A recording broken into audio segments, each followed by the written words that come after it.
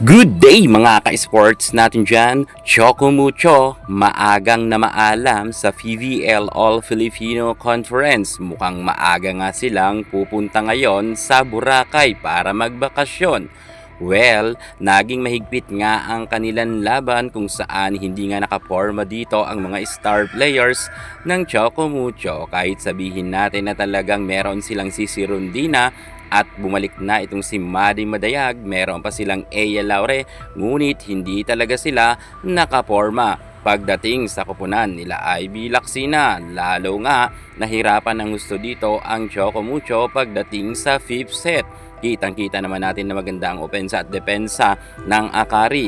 Gayunpaman, kahit sabihin natin na talo ang Choco Mucho, close fight naman ang naging laban nila. Ngunit pag-uusapan natin sino-sino ba mga nagkulang pagdating sa Choco Mucho at bakit sila napatiklop ng Akari Chargers sa kauna-unahang pagkakataon. Sabi nga ni Mars Alba, ngayon lang daw natalo ng Akari ang Choco Mucho na nariyan siya. Bakit natalo ang Choco? Alamin ang buong detalye, pero bago ang lahat, subscribe ka muna, click ang ating notification bell para lagi kang updated sa lahat ng issues sa volleyball. Susunod na!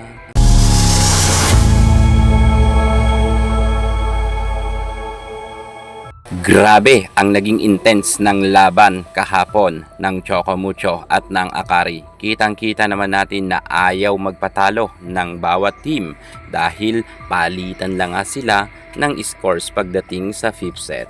Patatagan na nga lang ng loob kung sino ang magwawagi. Kung tutuusin, lamang na sana ang Choco Mucho dahil kitang-kita naman natin na naagawan nila ang Akari ng momentum. Subalit, hindi talaga nagpaawat ang superstar ng Akari na si Barbie Ivy Lacsina kung saan pumuntos nga ito ng 30. Grabe rin talaga ang kumpiyansa ni Ibiang. At kung mapapansin natin na pagdating sa Choco Mucho players ay limited lamang dito ang naging consistent. Si Kat Tolentino lamang ang masasabi natin consistent dito. Bagamat top scorer itong si Ea Laure, pero grabe naman ang kanyang nakumit na error. Halos sunod-sunod ang naging error ni Ea Laure. Meron ngang isang game na 3 beses nagka-error itong si Ea Laure ng sunod-sunod. Si Sisi Rondina naman at si Picanha, grabe rin ang kanilang naging error. Kung si Ivy Lacsina ay nag-iinit naman pagdating sa loob ng court, si Maddie Madayag ay naka 7 puntos lamang, samantalang si Sisi Rondina ay naka 13 points lamang.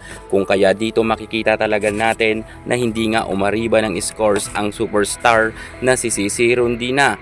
Kaya sa mga nagtatanong dyan kung sino-sino ba talaga ang mga players na nagkulang pagdating nga sa Choco Mucho, well, ang mga nagkulang talaga dito ay si Sisi Rondina dahil madalas nga nakikita natin na nakaka 20 big points siya, pero ng pinaka-importanting laban ay nagkaroon lang nga ito ng 13 points. At syempre, maging si Picanha, ang middle blocker, middle attacker nila ay nagkaroon lamang ng 3 puntos, tapos marami pang mga nakumit na error. Yan nga yung mga nagkulang dyan mga ka-sports, kaya natalo sila. Grabe talaga mga error ni Picanha, lalo na yung mga crucial moments. Sayang talaga ang effort ni Kat Tolentino. Si Kat Tolentino lang talaga ang hindi ma-error at nakarami rin ng punto. Sa Ea Laure, medyo marami rin nakuhang scores, pero tulad ng sabi ko, napakaraming naging error ni Ea Laure. Yan talaga ang tumalo sa kanila, yung kanilang mga errors. At syempre si Maddie Madayag ay hindi rin nagkaroon ng double digits. So ang ibang mga players ng Choco Mucho ay hindi rin nga nagkaroon ng scores ng marami. Paisa-isa 2 puntos, 3 puntos lamang. Kahit ang kanilang mga bench ay hindi rin gumana. So yan na nga mga ka-sports natin dyan ang pinakadahilan kung kaya natalo ang Choco Mucho ng Akari. Well, gayunpaman, alam naman natin na hindi pa talaga siguro panahon ngayon para muling makabalik ang Choco Mucho sa tugatog ng tagumpay. Maaaring sa mga susunod na conference ay hahataw nga sila. Ganun naman talaga mga ka-sports. Meron na natatalo at meron na nanalo. Medyo hindi lang talaga pumabor ngayon ang pagkakataon para sa Choco Mucho.